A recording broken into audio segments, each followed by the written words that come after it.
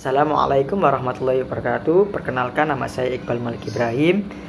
Di sini saya dari Prodi Psikologi, Fakultas Psikologi dan Ilmu Pendidikan dari Universitas Muhammadiyah Sidoarjo. Baik saudara-saudara sekalian, di sini saya akan membagikan cara untuk menghilangkan kecemasan di masa pandemi ini.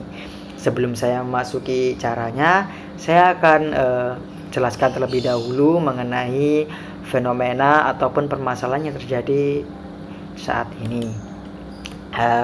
Pada saat ini dunia sedang mengalami masa yang berat. Sejak awal tahun pada tahun 2020 dikejutkan dengan adanya fenomena coronavirus disease atau yang disebut dengan COVID-19. Berbagai negara termasuk Indonesia masih berjuang untuk mengatasi virus ini. Karena dampaknya bukan hanya terjadi pada sektor kesehatan, tetapi juga berbagai sektor lainnya, seperti perekonomian, pendidikan, juga interaksi sosial yang terjadi di masyarakat.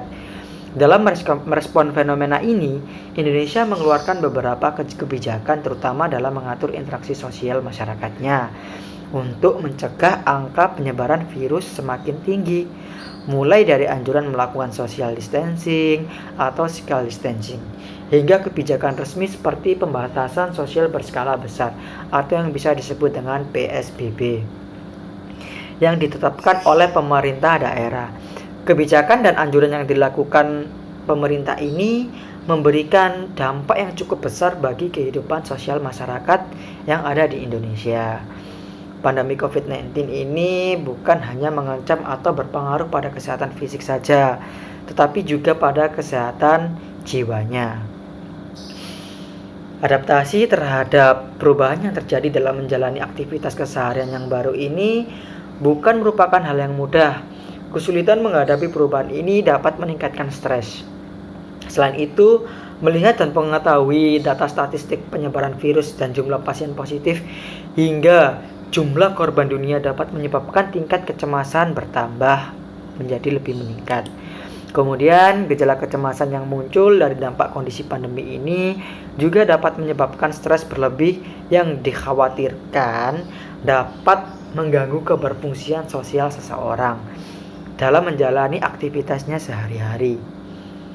Nah, di sini coping adalah suatu keadaan atau kondisi seseorang yang mengalami stres dan membutuhkan kemampuan pribadi maupun dukungan dari lingkungan untuk melalui hal tersebut.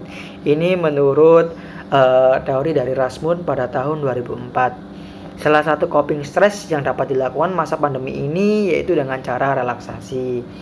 Sebelum saya jelaskan terlebih dahulu relaksasinya seperti apa, di sini saudara-saudara sekalian, saya akan membagikan caranya, yaitu relaksasi menurut ajaran Islam.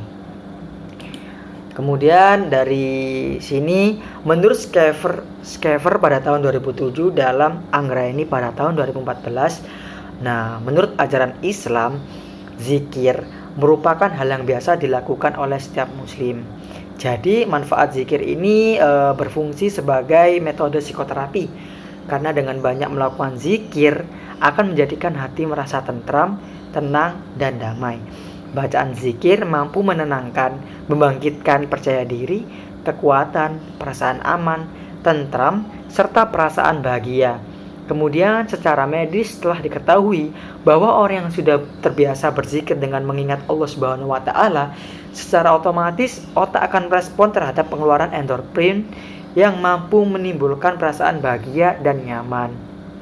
Ini menurut Subandi pada tahun 2009. Kemudian pada aspek dari zikir sendiri yaitu berhubungan dan memiliki keterkaitan dengan teknik relaksasi yaitu sikap pasrah.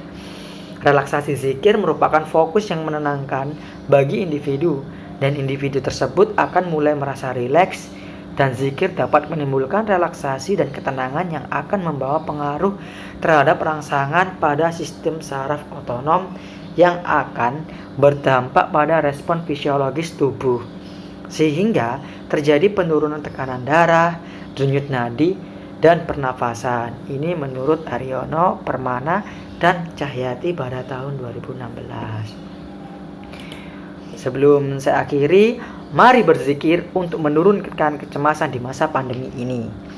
selalu berjaga jarak, jangan lupa menggunakan masker, kalau bisa menggunakan double masker, yaitu masker medis kemudian ditambahi lagi dengan masker kain.